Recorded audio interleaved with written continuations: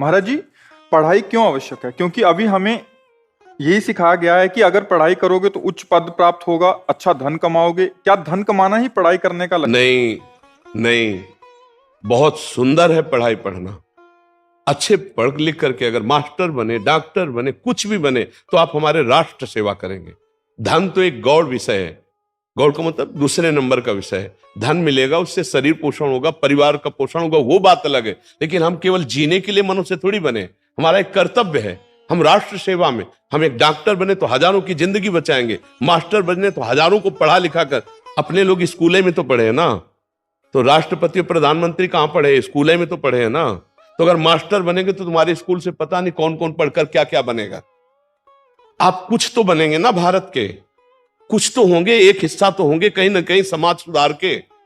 तो उसका लक्ष्य क्यों ये रखे कि धनी लक्ष्य है, राष्ट्र सेवा लक्ष्य है? आप कुछ, एक किसान है तो 100 मन गेहूं पैदा करता है, 100 मन थोड़ी खा जाता है, वो समाज की सेवा में जाता है। भले अर्थ लेता है लेकिन अर्थ बात अलग है। अर्थ खाओगे क्या? खाओगे तो अन्न ही ना। तो वो पैदा करता मेहनत से, तो राष्ट्र का सेवक हुआ कि नहीं हुआ?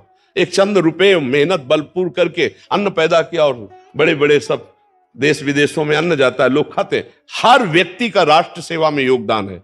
तो हम राष्ट्र सेवा की भावना रखें, समाज सेवा की भावना रखें। समाज में भगवान विराजमान, उन्हीं की सेवा के लिए धन की प्रधानता क्यों रखे? और जो धन की प्रधानता रखता है वो बड़े बड़े पदों में जाकर भी भ्रष्ट हो जाता है, नष्ट हो जाता है, जेल भोगता है। कोई भी हो, आज नहीं तो कल जब तुम्हारी बात खुलेगी तो तुम्हारा पोजीशन नष्ट हो जाएगी, तुम्हारी इज्जत नष्ट हो जाएगी, तुम्हारी पदवी नष्ट हो जाएगी। है नहीं हो जाएगी? तो आप ये समझो, धन की प्रधानता रखना हमें तो नहीं अच्छा लगता। पढ़ लिख करके बड़े बड़े ऑफिसर बनते हैं, हमारे राष्ट्र सेवा में है, प्राणों की बाजी लगा देते, तो धन ही प्रधान हुआ क्या? धन प्रधान होता तो फिर प्राणों की बाजी क्यों लगा देते? तो मुझे लगता है धन की प्रधानता नहीं रखनी चाहिए, कर्तव्य की प्रधानता रखनी चाहिए। धन तो मिलेगा ही, धन तो मिलेगा ही, परिवार कैसे चलेगा, शरीर का पोषण कैसे होगा? तो उचित धन तो मिल ही रहा है। लेकिन हम बेईमानी, अधर्म पूर्वक धन कमाने की चेष्टा न करें, अपने कर्तव्य का पालन करने की।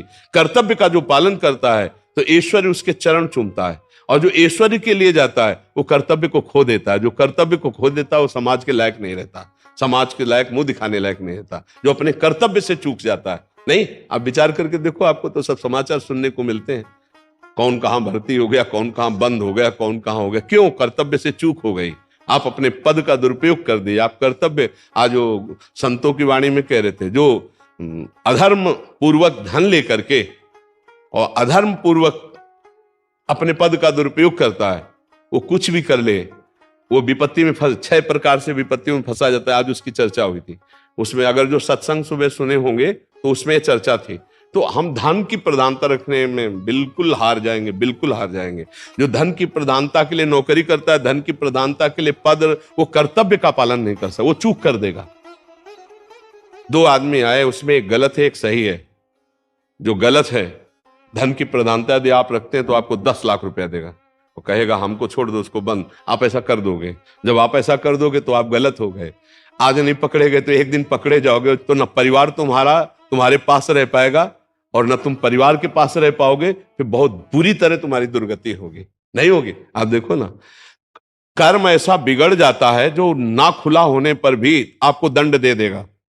कोई चूक है, कोई कर्म है जो हमको दंड देता है। इसलिए हमको बहुत धन की प्रधानता नहीं रखनी, हमें धर्म की प्रधानता, कर्तव्य की प्रधानता रखनी। तो नमक रोटी खाओगे तो भी चौड़ी छाती करके आप समाज में जियोगे, और अगर रबड़ी रसगुल्ला खाने के चक्कर में पड़ोगे तो 1-2 बार में कहीं ना कहीं पकड़े जाओगे, फिर वो ठीक नहीं है। तो धन की प्रधानता क्यों रखे भाई? क्यों? आप बताइए ना। आप प्रश्न करता है, हम कह रहे धन की प्रधानता के लिए हम क्यों ऐसा लक्ष्य रखें कि हमारी पढ़ाई लिखाई का उद्देश्य धन?